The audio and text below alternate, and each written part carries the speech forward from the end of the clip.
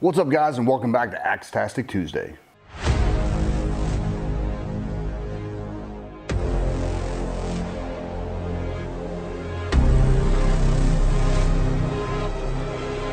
All right, so this time I just came out from the Schumacher Challenge yesterday, or Sunday, and I raced the Schumacher CAT XLS. It's an awesome buggy. I had a lot of fun racing this thing. Building it was quite the pain. There's a lot of fiddly parts, so but we got there. I finished it up trackside Saturday night.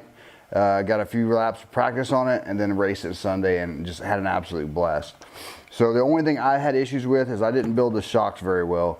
So the shocks need some attention before I run it again, but that's just on me. That was my fault. So I'll rebuild them properly, and we'll get it back out there.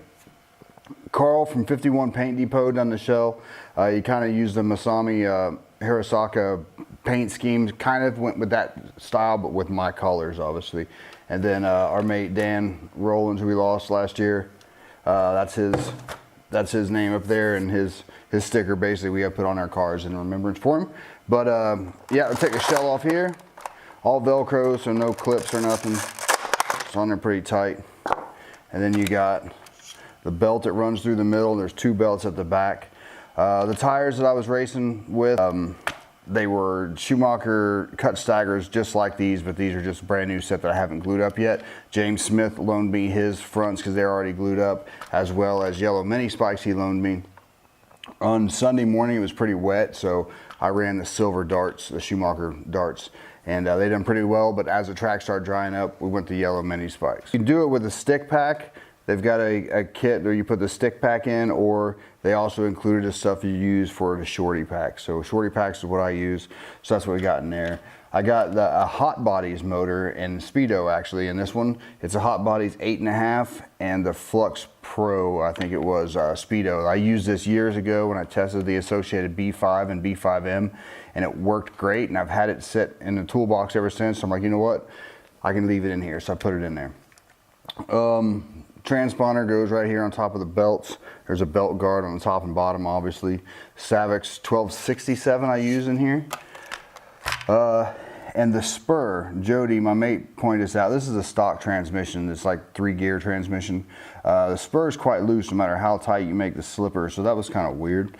But I will be putting the upgraded transmission in here. This is the integrator in it that comes in at stock, and that's the 3-gear thing like I was talking about. 2 belts driving the back wheels, and then 1 long belt going to the front. So it done fine. I didn't have any issues with it, but I still want to upgrade it to the new transmission just because I heard it's a little bit smoother and a little bit easier. One issue that I had with this thing was when the belt loosens up, and this is on all the stock CAT XLSs, you have to loosen these 4 bolts up here and pull it towards you to tighten the belt and tighten it down. Basically, you need 2 people to do it. So it was a bit of a pain. So they make these alley blocks you can put in here that have screws in them that you can actually tighten them up and bring the whole belt system forward, basically, to tighten it up. So it's tensioner essentially. So I'll be having that on here as well. So I got some work to do, but overall it was fun. I really enjoyed this car.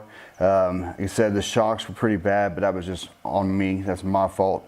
So I'll get that sorted out. But other than that, it was a great car. It's my first Schumacher off-road car that I've ever had, and I gotta say, I was pretty happy with it. So I don't know if there'll be many Schumachers in my future or not. I raced GT12 on-road, but I'm obviously a big Team Associated guy. I love their buggies, and the Charisma buggies are quite good as well. So, but you never know.